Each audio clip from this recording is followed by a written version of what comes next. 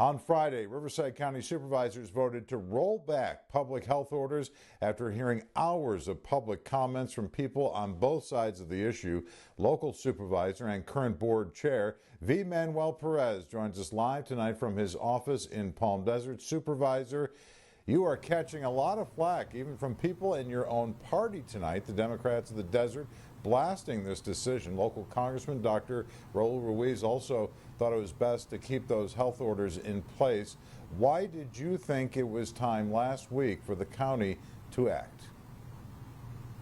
Well, let me just say thank you to the public who's watching, as well as your news station.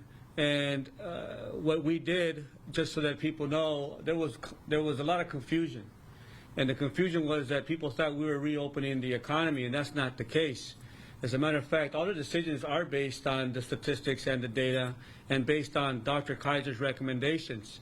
And he felt that as we've done quite a bit of great work with the County of Riverside in our testing and our contact tracing and ensuring that we prepare ourselves for the surge, although we can always do more, is that we could highly recommend, strongly recommend facial coverings and as well, obviously, social distancing when it's applicable, when it's reasonable.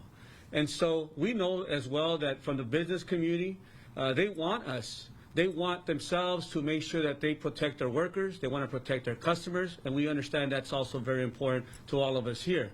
By no means are we saying that we release the foot pedal, if you will. We got to continue to press the gas, and we got to continue to do everything possible to make sure that we have the resources available, to make sure that we have more testing, to make sure that we are taking care of our skilled nursing facilities that are most vulnerable. And that's very, very important to us. Simultaneously, we have to balance that with the economy and ensuring that we also take care of our small businesses. And that's where right now the rubber meets the road. That's where the struggle is, that balance. So where are you now with reopening of more businesses? The governor last week had said that each county would have to have no deaths for 14 days for the county to move into the next phase. Will Riverside County go with that, or do you see the county acting before the governor when it comes to more reopening? Ultimately, we have to work with our public health officer and with the state of California, and demonstrating to the state of California, the governor, that we can meet certain thresholds, but the truth of the matter is we cannot meet, not our county, not any other urban county that's as large as us, to meet that threshold of 1 per 10,000 over 14 days of cases. That's impossible. There's no way in which we can do that. The 1 death in 14 days, that is also impossible. But when you start talking about, for example, protecting our first stage workers and our front lines, we can do that. And when you talk about the availability of disinfectant supplies, when you talk about contact tracing and making sure that we ramp up on contact tracing, we can do those type of efforts. So what we're saying to the governor is to work with us. And we're putting together a plan. As a matter of fact, we have it here, the County of Riverside Readiness and Reopening Framework, that describes to the governor just that. I have a list of mayors that are calling me up saying that we need to reopen now.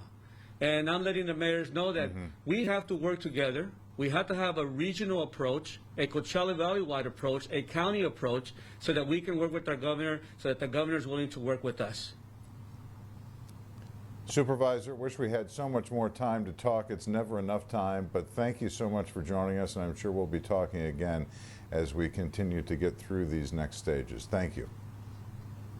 Thank you. Thank you, John. Take care.